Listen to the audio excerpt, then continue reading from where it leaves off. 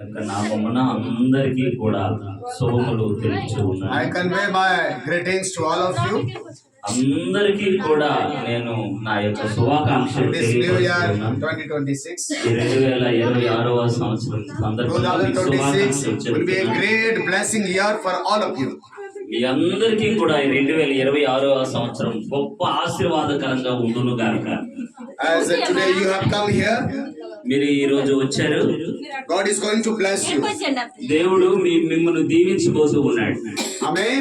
Amen. How many of you have come here to get the blessing from the Lord? ఇక్కడికి వచ్చిన వారిలో ఎంతమంది ఆశీర్వాదం పొందుకోవాలని ఆశతో వచ్చారు? Please raise your hands.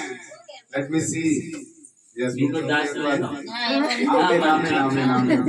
Okay, God bless all of you. దేవుడు మిమ్మల్ని అందరినీ దీవించుగాక. Yes, sometime we will spend in the Word of God. వాక్యంలో కొంత సమయం మనం గడుపుదాం.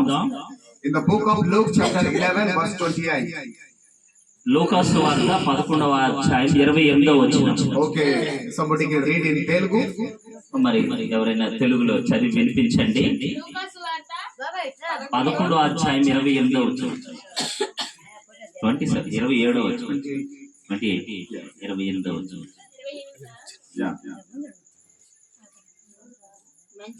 ఆయన అవును గాని దేవుని వాక్యము విని దానిని గైకొన్నవారు మరి ధన్యులని చెప్పెను.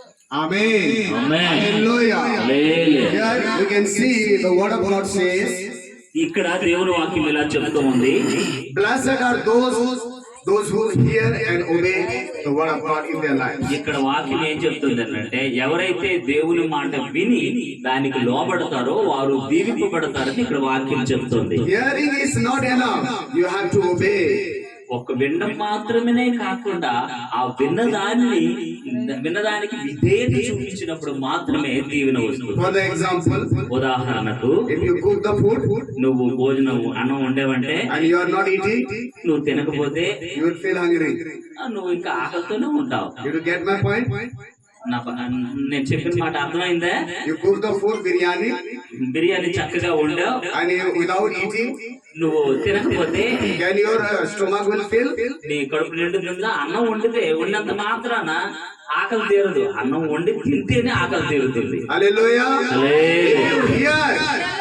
If you hear only నువ్వు దేవుని మాట విన్నంత మాత్రాన and you are not trying to obey, నువ్వు విన్న మాట ప్రకారము నువ్వు లోబడాలన్న మనసు నీలో లేకపోతే how God will bless you? నీకు ఎలా దేవుడు దీవిస్తాడు? That's why the Bible says here, అదే ఇక్కడ బైబిల్ వాక్యం చెప్తా ఉంది. blessed are those who hear and obey God's word in their life. ఎవరైతే యేసయ్య మాట విని ఆ మాటకు లోబడతారో వారు మాత్రమే దీవింపబడతారని బైబిల్ వాక్యం చెప్తా ఉంది. Hallelujah. Hallelujah. Those who love the Lord, they obey the word of God in their lives. దేవుణ్ణి ఎవరైతే ప్రేమిస్తారో దేవుడు చెప్పిన మాటకు లోబడతారు, తద్వారా దీవింపబడతారు. They get the presence, trying God presence in their life. వారి జీవితంలో దేవుని యొక్క సన్నిధానంలో వారుగా కనపరుచుకుంటారు. Let's quickly see the verse in the book of John chapter 14 verse 23. Just read.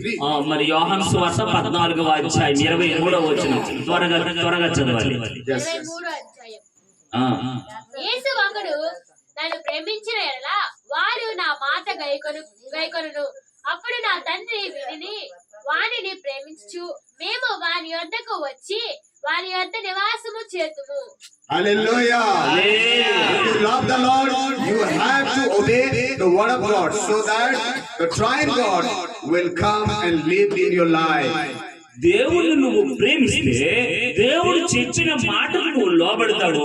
అప్పుడు దేవుడు నీలోనికి వచ్చి నీ అవసరత అంతా కూడా తీర్చి నీతో ఉంటాడు. If you obey the word of God, triune God will be with you wherever you will go. మరి వాక్యమై ఉన్న దేవుడు, జీవమై ఉన్న దేవుని మాటలు నువ్వు విని వాటి ప్రకారం నువ్వు నడుచుకున్నప్పుడు నువ్వు ఎక్కడికి వెళ్ళినను, ఏ చోటకు వెళ్ళినను, ఏ ప్రయాణం ఏం చేస్తున్నాను, ఎక్కడికి వెళ్ళినను దేవుడు నీతో కూడా ఉంటాడు. And if you love the Lord, you have to obey the commandment of God in your life. నువ్వు దేవుణ్ణి ప్రేమిస్తే దేవుడు చెప్పిన మాటకు నువ్వు లోబడతావు, దేవుడు నీతో ఉంటాడు. You can see that verse in the book of John chapter 14 verse 15. మరి యోహాను సువార్త 14వ అధ్యాయం 15వ వచనంలో చూస్తాం. Just read. చదువమ్మా. మీరు నన్ను ప్రేమించిన ఎడల మీరు నన్ను ప్రేమించిన ఎడల నా ఆజ్ఞలను గైకొందురు. నా ఆజ్ఞలను గైకొందురు. Hallelujah. Hallelujah. Hallelujah. The same thing Jesus Christ is telling to his disciples. Blessed are those who hear and obey my word. అందుకే యేసుక్రీస్తు ప్రభువారు తన శిష్యులకి చెప్తూ ఉన్నారు, ఎవరైతే నా మాట విని వాటికి లోబడతాడో, నా ఆజ్ఞకు లోబడతాడో వారు నన్ను ప్రేమించేవారు. If you do not love the Lord, you cannot say, Lord, I love you. You cannot say like that.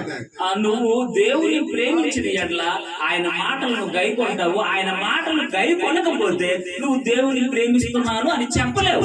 Okay, we will see that verse. 1 Corinthians chapter 8 verse 3. మొదటి కొరింథీ 8:3 వచనం. Okay, just read. చదువు Madhpriya. ఒకడు దేవుని ప్రేమించిన ఎడల Yeah. అతడు దేవునికి ఎరుకునై వాడే. Amen. Hallelujah. Hallelujah. God knows those who love Him. దేవుడికి తెలుసు ఎవరు ఆయన్ని ప్రేమిస్తూ ఉన్నారు, ఎవరు ఆయన్ని ప్రేమించట్లేదో దేవుడు ఎరుగుడు. Hallelujah. If you love the Lord, you have to obey His commandment in your life. You will be the doer of His living word in your life. నువ్వు దేవునికి లోబడి ఎట్లా దేవుని ప్రేమించిన వ్యక్తి అవుతావు. అప్పుడు దేవుడు నీలో నివసిస్తాడు, దేవుడు నీలో ఉంటాడు, నీతో ఉంటాడు. ఆమేన్. The word of God says దేవుని యొక్క వాక్యం ఎలా చెబుతుంది? in the book of James, మరి యాకోబు రాసిన పత్రికలో ఎలా చెప్తుంది? chapter 1 verse 22 says, 1:22 వచనం ఎలా చెప్తుంది? those who hear the word of God ఎవరైతే దేవుని వాక్యాన్ని వింటారో and they are not doing according to that, మరి దేవుని వాక్యం విని కూడా దాని మాట ప్రకారం ఎవరైతే నడవరో they are deceiving themselves. వారు మోసపరుచుకుంటున్నారు. Let's see that verse from the book of from the Bible. యాకోబు రాసిన పత్రికలో ఈ యొక్క మాట మనం చూస్తాం. James chapter 1 verse 22.